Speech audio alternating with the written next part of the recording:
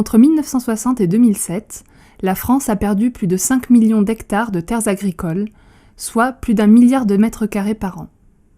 Cette hémorragie est le plus souvent due à l'artificialisation des terres, qui consiste à les détourner de leur usage agricole ou forestier pour en faire des sols bâtis, zones pavillonnaires ou commerciales, des infrastructures de transport, autoroutes, chemins de fer. Elle est souvent liée à l'inflation du prix des terrains, en vue d'une valorisation financière plus importante, appelée spéculation foncière. La demande en bâti et en infrastructures de transport constitue aujourd'hui la principale menace sur les terres agricoles. Cette diminution des terres entraîne des problèmes à long terme pour la disponibilité de l'offre alimentaire d'une part et la biodiversité d'un territoire d'autre part. Pour y remédier, les communes ont à leur disposition des outils permettant de conserver ou de reconquérir les terres fertiles pour en faire des exploitations agricoles biologiques rentables et génératrices d'emplois. À un moment donné, des élus, avec une volonté claire et affichée de reprendre l'agriculture et de développer cette agriculture sur leur territoire, sont capables de porter un projet sur le long terme en le faisant évoluer par rapport aux attentes environnementales du territoire et en même temps aussi aux attentes des citoyens de ce territoire, parce que vous pouvez imaginer sur ces territoires des citoyens qui sont contraints des fois à aller faire leurs courses un peu très loin, alors qu'il y a un potentiel de production énorme sur le territoire et avoir des produits locaux de qualité à portée de leurs mains. Les élus de la communauté de communes se sont positionnés en disant, bon, par rapport à l'agriculture, ça doit être l'agriculture doit devenir un moteur d'opportunités pour ce territoire, et donc comment on met en œuvre cette réflexion et comment on se dote de moyens pour relancer une dynamique agricole sur ce territoire à travers l'installation, à travers la confortation des agricultures en place et à travers l'innovation, quelle agriculture on peut développer sur ce territoire. Pour nous, Terre de Liens, c'est faire des acquisitions, maîtriser le foncier sur le long terme et après, on remet à bail. Le foncier ne reviendra pas sur le marché et l'agriculteur sera locataire des terres tout le temps qu'il le souhaite et souvent on fait des baux de carrière pour sécuriser l'activité agricole sur le long terme. On a un outil financier qui s'appelle la foncière Terre de Liens qui, elle, a une spécificité, c'est qu'on fait de la collecte citoyenne. Et c'est pour ça la sensibilisation du citoyen, c'est pour mener le citoyen à réfléchir comment il utilise son épargne. Et peut-être qu'utiliser l'épargne à travers la foncière Terre de Liens est une manière de protéger les terres agricoles, mais en même temps, c'est une manière de relocaliser l'agriculture sur les territoires et de donner au citoyen un pouvoir sur son territoire. La région, consciente de la disparition des terres agricoles et que ces biens doivent être maîtrisés aujourd'hui, a souhaité mettre en œuvre une enveloppe financière pour aider les collectivités et les communes à faire des acquisitions et à porter des projets agricoles.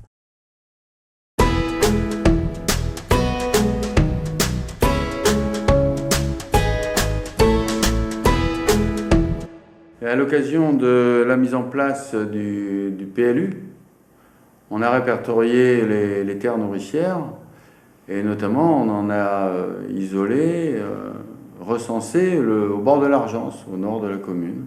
Il a été envisagé d'installer des agriculteurs pour faire un peu d'une pierre deux coups, utiliser ces terres nourricières et immédiatement les mettre en culture pour qu'elles produisent. On a eu l'information au cours de l'été 2012 que plusieurs terrains pour environ 2 hectares étaient en vente, et que manifestement l'acheteur n'allait pas être un agriculteur et que donc on s'orientait vers un détournement de terres agricoles. Et c'est vrai que la commune à ce moment-là a décidé de demander à la SAFER de préempter pour ensuite se porter acquéreur des terrains. Le but étant bien sûr de mettre à disposition ces terrains pour développer du maraîchage en bio, puisque c'était l'objectif de la municipalité, de pouvoir permettre d'accéder à des produits frais, de qualité sur le territoire. Donc par le biais de cette préemption, la commune s'est portée acquéreur et ensuite on a passé un bail agricole longue durée, puisque c'est un bail de 25 ans. Donc une commission composée d'élus, de représentants du conseil général et d'agents municipaux a sélectionné Antoine et Marion.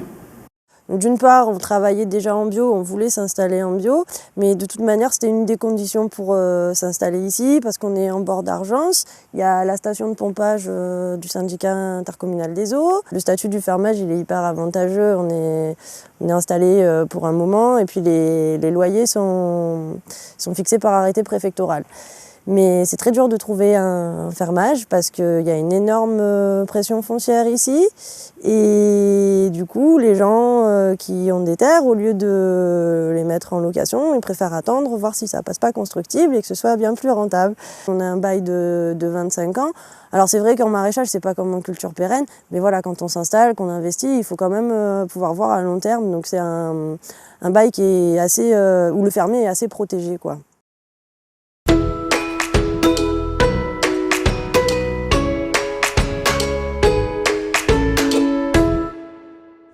Alors la régie agricole de Montsartou a été mise en place en mars 2010.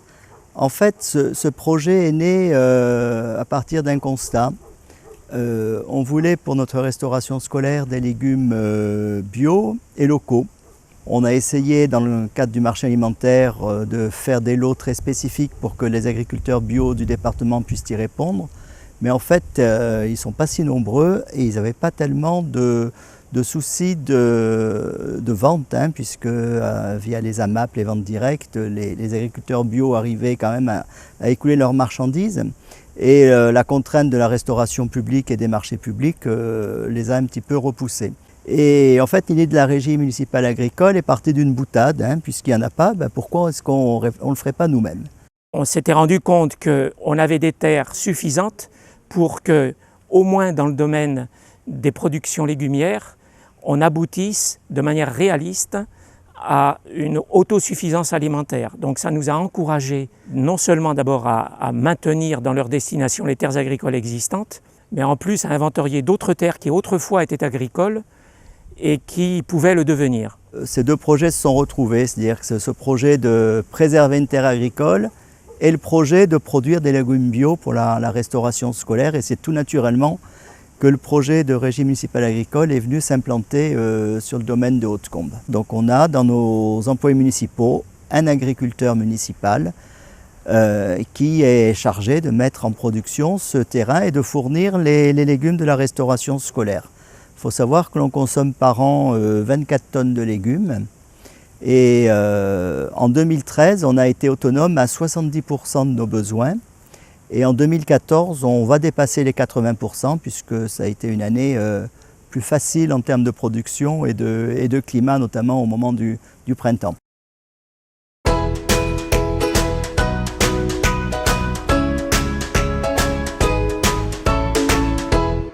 On est en Provence, il fait beau, on est dans un pays d'accueil touristique, beaucoup de gens aimeraient venir s'installer chez nous. Et bien, on les accueille volontiers, mais à condition bien sûr qu'on puisse bien séparer tout ce qui est zone constructible de ce qui est agricole, de ce qui est éventuellement artisanal. Et par conséquent, nous avons mis une ligne en faisant le PLU, une ligne bien distincte au-delà de laquelle on ne pourrait pas installer de construction nouvelle, c'est-à-dire dans notre plaine agricole. Une zone agricole protégée, pourquoi ? Je crois qu'il faut que cette démarche s'accompagne d'un véritable projet agricole. Et ce projet agricole, nous l'avons, et il est sur deux axes. Premièrement, de renforcer la viticulture, parce que la viticulture est quand même une économie qui se porte plutôt bien. Et ensuite, dans les parties, on va dire, les plus planes, les plus irrigables, de pouvoir redévelopper une branche qui s'est beaucoup, on va dire, amenuisée ces derniers temps, qui est le maraîchage et éventuellement l'arboriculture. Une ZAP, ça n'est pas une zone de PLU, on va dire, hein. En fait, c'est une zone agricole, mais sur laquelle on va renforcer la protection par arrêté préfectoral. Il faut quand même expliquer et être très pédagogue. Et puis ensuite, on continue la procédure avec les partenaires qui nous aident, à savoir la SAFER, la Chambre d'agriculture, Agribiovar. Elle sert à conserver des paysages intéressants, à conserver un village vivable, un village qui ne s'épand pas trop au niveau urbain. Et donc finalement, pratiquement tout le monde est content.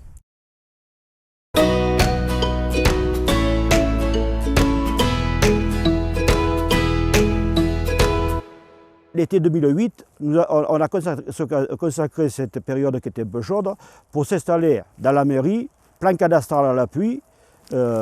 On a noté toutes les parcelles qui étaient incultes sur la commune et qui avaient une valeur agronomique intéressante. On a dû éviter de prendre des petites restaques, tout ce qui s'ensuit. On est arrivé à peu près aux alentours de 700 ou 800 hectares. On a contacté la SAFER. Ils nous ont dit, ben voilà, il faudrait maintenant que vous fassiez le relevé cadastral, tout ça. On avait une petite stagiaire, on l'a mis là-dessus, elle nous a sorti tous les papiers des propriétaires. La SAFER a fait une lettre à chaque propriétaire en disant, voilà, vous avez telle ou telle parcelle qui sera inculte, est-ce que vous seriez d'accord de les louer, soit de les vendre? Il y a beaucoup de gens qui ont répondu, et donc on a notifié sur une carte les propriétaires qui étaient d'accord de louer, de vendre, etc. Donc il y en a eu un peu partout sur Tauves. Je ne me souviens plus à l'époque combien il y avait, je crois de 120 ou 130 hectares qui étaient prêts. On a commencé par donner satisfaction aux jeunes agriculteurs déjà installés, et petit à petit, on en a installé 7 ou 8 sur le coin. Et j'ai commencé mes démarches de recherche pour des terres agricoles en 2008. Donc j'ai vraiment cherché un peu de partout. J'ai cherché dans le Var, j'ai cherché dans des départements limitrophes aussi. Et c'était vraiment très dur, jusqu'au jour où il y a eu cette opportunité avec la mairie de Tourves qui faisait un appel à candidature pour installer des jeunes agriculteurs. Moi j'étais en contact avec la chambre d'agriculture et tout s'est fait par le biais de la SAFER. Et c'est la SAFER qui est venue rencontrer après, qui a présenté mon dossier à la mairie de Tourves. Alors l'installation de départ en 2010, elle s'est faite sur 2 hectares 80. Depuis l'installation, en fait, il y a différents propriétaires qui ont restructuré leur vignoble et qui m'ont laissé des terres en plus en fermage. J'ai pu bénéficier, j'ai une borne sur le terrain, ce qui me permet d'avoir de l'eau sur place et donc de pouvoir produire les légumes. Quand on s'installe comme agriculteur, souvent c'est des projets qui se font dans le temps. Et souvent les propriétaires ont du mal à nous faire confiance pour nous louer les terres ou nous les mettre en fermage. Et ce qui fait que quand on passe par la mairie et que c'est la mairie de Tourves qui porte le projet, eh ben, ça ouvre les portes et ça crédibilise un peu les projets que nous on peut apporter.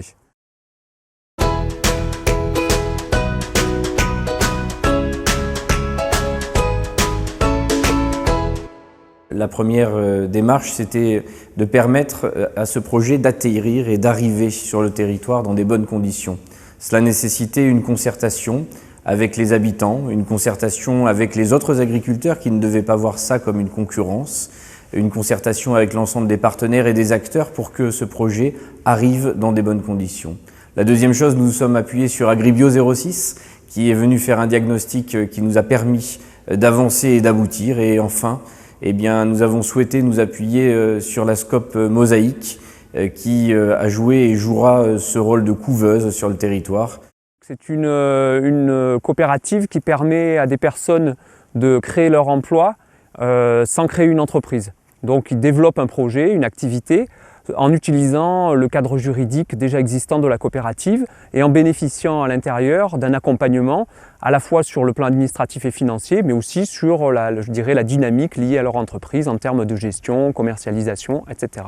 Quand j'ai fait ma formation au CFPPA de Rodilhan, en maraîchage biologique, j'ai cherché un peu du terrain, surtout de revenir dans le coin de Collonges parce que j'y ai grandi. Donc voilà, c'est après en discutant avec les agriculteurs locaux qui sont des amis d'enfance. Donc voilà, ils m'ont dit il y avait ce projet-là qui se monte. Et donc j'ai postulé et je suis arrivé à cet endroit-là.